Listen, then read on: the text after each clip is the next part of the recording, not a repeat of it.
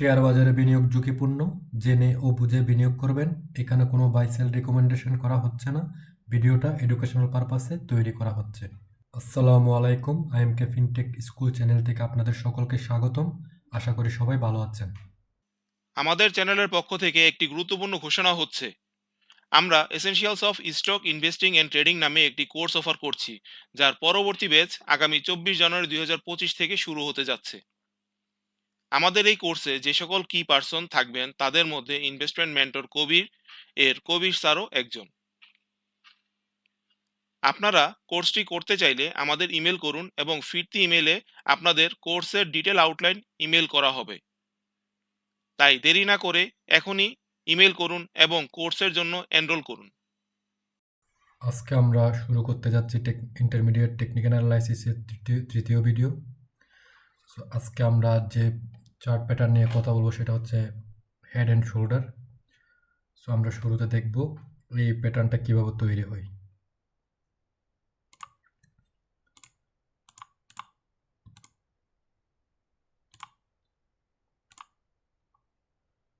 So এই প্যাটার্নটাতে যে এলিমেন্টগুলো থাকে, left shoulder, right shoulder, head এবং একটা neckline,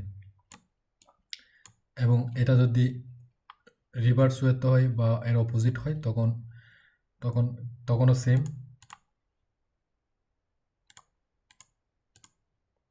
left shoulder, head, neckline, right shoulder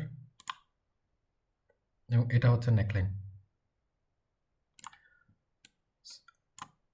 মোটামুটি এভাবে ফরমেশন, এই হেড অ্যান্ড শোল্ডার ফরমেশনটা হয়। এখন আমাদের বুঝতে হবে এই প্যাটার্নের সাইকোলজিটা কি, বা এই প্যাটার্নের ইন্টারপ্রিটেশনটা কী হইতে পারে, বা আমরা কীভাবে এটার প্রফিট টার্গেট বা আমরা এটা থেকে কী রিড করব। তো আমরা প্রিভিয়াস যে বেসিক টেকনিক্যাল অ্যানালাইসিসের ক্যান্ডেলস্টিক চার্ট প্যাটার্ন নিয়ে কথা বলতাম, তখন আমি একটা কথা বলতাম, প্যাটার্নের নাম মনে রাখাচ্ছে এটার সাইকোলজি এবং এটার মিনিং বা এটার নেক্সট কী ইন্টারপ্রিটেশনটা হইতে পারে সেটা বোঝা জরুরি। আপনার একদম অ্যাকুরেটলি বইয়ের মতো করে প্যাটার্ন পাবেন বা ওভাবেই মনে রাখতে হবে এরকম কোনো বিষয় নেই।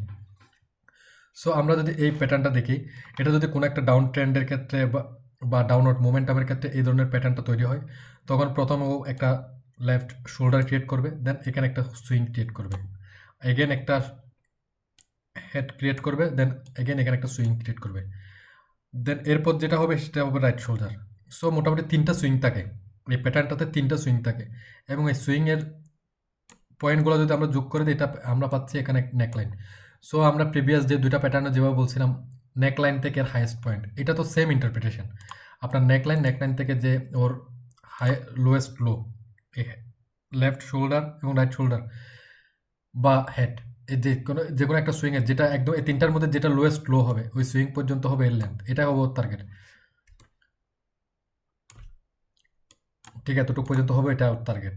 ঠিক সেম এটা যদি অপোজিট উল্টা ইনভার্টেড হেড অ্যান্ড শোল্ডার বা হেড অ্যান্ড শোল্ডার হিসেবে তৈরি হয়, এটা তো সেম, একটা লেফট শোল্ডার থাকবে, রাইট শোল্ডার থাকবে, একটা হেড থাকবে, এবং এই তিনটা এই যে সুইংগুলার যদি আমরা যোগ করে দিই তখন আমরা একটা নেকলাইন পাবো, এবং এটার টার্গেটও হবে সেম, নেকলাইন থেকে এর হাই পর্যন্ত।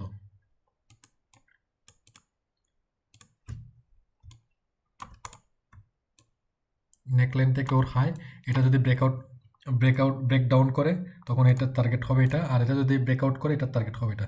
সো এগুলো হচ্ছে দুইটাই হচ্ছে রিভার্সাল প্যাটার্ন। এটা ব্রেকআউট করার পর এটা এগুলো রিভার্সাল পয়েন্টে তৈরি হয়। এই ধরনের প্যাটার্নগুলো দেখা যায় কোনো একটা সাপোর্টে বা অনেকটা ডাউন ট্রেন্ডের পর, আর এই ধরনের এগুলো পিকে বা কোনো রেজিস্ট্যান্সে বা আপওয়ার্ড মুভমেন্টামের পরে এই ধরনের প্যাটার্নগুলো তৈরি হয় যখন এটা এখানে ফাইনাল রাইট শোল্ডার থেকে যে সুইংটা শুরু হয়, এটা যখন এটা ব্রেক ডাউন করে ফেলে তখন প্রাইস নিচের দিকে যাওয়া শুরু করে। আমরা যখন কোনো এক্সাম্পল দেখবো তখন আরও ক্লিয়ার হয়ে যাব। সো আশা করি আমি জাস্ট এক্সপ্লেন করলাম শুরুতে কীভাবে প্যাটার্নগুলো তৈরি হয়, আশা করি এখন বুঝতে পারছেন বেসিক কীভাবে এই প্যাটার্নটাতে কী কী এলিমেন্ট থাকে বা এটা কীভাবে তৈরি হয়। আমরা এখন চার্টে কিছু এক্সাম্পল দেখার চেষ্টা করব। এখানে একটা অনগোয়িং একটা প্যাটার্ন রেডি হচ্ছে, যদি এটা ব্রেকআউট করতে পারে তাহলে এটা আমরা হেড অ্যান্ড শোল্ডার প্যাটার্ন ধরতে পারি, বাট এটা অলরেডি এখনও কমপ্লিট নেই, এটা ব্রেকআউট করতে হবে। সো এটা যদি ব্রেকআউট করে তাহলে এটা নেকলাইন থেকে হেড পর্যন্ত যতটুকু দূরত্ব যতটুক লেন্থ ততটুকুই ওর টার্গেট, ততটুকুই ওর টার্গেট। সো আমরা আরও কিছু এক্সাম্পল দেখার চেষ্টা করি। হ্যাঁ, এখানে আমরা আরও দুইটা প্যাটার্ন পাচ্ছি, left shoulder, right shoulder, head, এবং এটা যতটুকু দূরত্ব নেকলাইন ব্রেকআউট করার পর ততটুকুই ওর টার্গেট। এখানে একটা পাচ্ছি left shoulder, head, right shoulder. Then আমরা যদি আরও দেখি, এখানে একটা পাচ্ছি left shoulder, right shoulder, head, এবং এটা হচ্ছে ওর নেকলাইন, এবং এই নেকলাইন থেকে ওর হেড পর্যন্ত এটা ওর দূরত্ব, এটা ওর টার্গেট। আমরা এখানে একটা পাচ্ছি, এটা হচ্ছে ঠিক উল্টাটা, left shoulder, head, right shoulder, এবং এটা হেড থেকে নেকলাইন পর্যন্ত এটা ওর যতটুকু লাইন ততটুকু ওর দূরত্ব, ততটুকু ওর টার্গেট। বাট এগুলো ব্রেকআউটগুলো সাকসেসফুল হতে হবে। নেকলাইনের ব্রেকআউটটা মার্কস এটা ব্রেক ডাউন করুক, বা আপনার যদি ইনভার্টেড হেড অ্যান্ড শোল্ডার হয় সেটা যদি ব্রেকআউট করে, ব্রেকআউটটা সাকসেসফুল হতে হবে। দেন আরও যদি এক্সাম্পল দেখার চেষ্টা করি, হ্যাঁ, এখানে একটা পাচ্ছি left shoulder, head, right shoulder, এটা ব্রেকআউট করার পর আবার উঠে গেছে। এটা যদি এটা ব্রেকআউট সাকসেসফুলি ব্রেকআউট করে যদি এটা টিকতে পারে তাহলে এটা নিচের দিকে এটার টার্গেট। সো আশা করি বুঝতে পারছেন head and shoulder chart pattern. ধন্যবাদ সকলকে সাথে থাকার জন্য। আমাদের কন্টেন্ট আপনাদের যদি ভালো লেগে থাকে তাহলে লাইক, কমেন্ট, শেয়ার করে আমাদের সাথে থাকবেন। ধন্যবাদ। শেয়ার বাজারে বিনিয়োগ ঝুঁকিপূর্ণ, জেনে ও বুঝে বিনিয়োগ করবেন। এখানে কোনো বাই সেল রেকমেন্ডেশন করা হচ্ছে না।